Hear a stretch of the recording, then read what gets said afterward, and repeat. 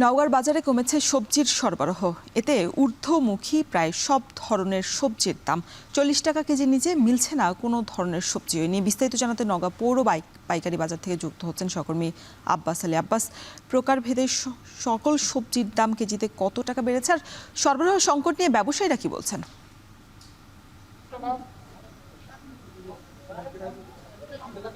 রসুন বেশ কিছুদিন থেকেই সবজির দাম বেশ চড়া, আর এর কারণটা হচ্ছে যে উৎপাদন কম হওয়ার কারণে হাট বাজারগুলোতে সরবরাহ কমছে, যার কারণেই বলা যায় যে দাম বেশ চড়া। এবং সর্বনিম্ন আসলে 40 টাকা কেজি পর্যন্ত সবজি বিক্রি হচ্ছে। এটি নওগাঁ পৌর পাইকারি সবজির বাজার। এই সবজির দামের কথা যদি বলি, যে প্রায় এক মাস থেকেই সবজির দাম বেশ চড়া, এবং প্রকারভেদে বলা যায় যে 10 টাকা থেকে 30 টাকা পর্যন্ত সবজির দাম বেড়েছে। সবজির দামের কথা যদি বলি, এখানে সবচেয়ে বেশি দামে যে সবজি বিক্রি হচ্ছে তা হচ্ছে করলা, বেগুন 75 থেকে 80 টাকা কেজি, বরবটি, কচুরলতি 60 থেকে 65 টাকা কেজি, পটল, ঢেঁড়স প্রকারভেদে বিক্রি হচ্ছে 40 টাকা কেজি, শাক বিক্রি হচ্ছে 40 টাকা কেজি, এবং কুলি কচু যেটা বলে সেটাও বিক্রি হচ্ছে 40 টাকা কেজি। এছাড়া বিভিন্ন ধরনের যে সবুজ শাক, লাল শাক রয়েছে সেগুলো বিক্রি হচ্ছে 40 থেকে 50 টাকা কেজি পর্যন্ত।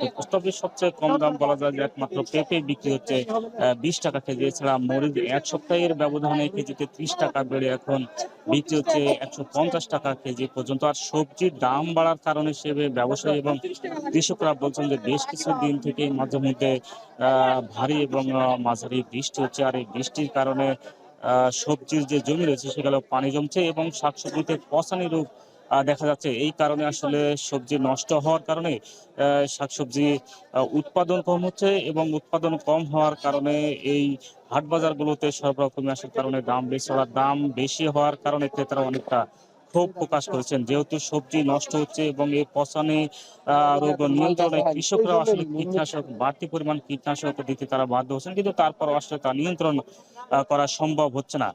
তবে যেহেতু দাম বেশি হচ্ছে এবং তাদের খরচ বেশি হচ্ছে, এবং ভালো দাম পেয়ে তারা কিছুটা লাভবান হচ্ছেন বলে জানিয়েছেন। পাশে খুচরা বাজার রয়েছে, এখান থেকে সবজি কিনে প্রতি কেজিতে বলা যায় যে 10 থেকে 15 টাকা এবং 20 টাকা কেজিতে তারা বেশি লাভে বিক্রি করছেন। বলা যায় যে পাইকারিতে যদি সবজির দাম কমে বা বাড়ে, তা খুচরা বাজারে প্রভাব পড়ে। তো এই ছিল আমার কাছে সবজির দর দাম নিয়ে সবশেষ। নওগাঁর সবজির বাজার পরিস্থিতি জানাতে যুক্ত ছিলেন সহকর্মী আব্বাস আলী।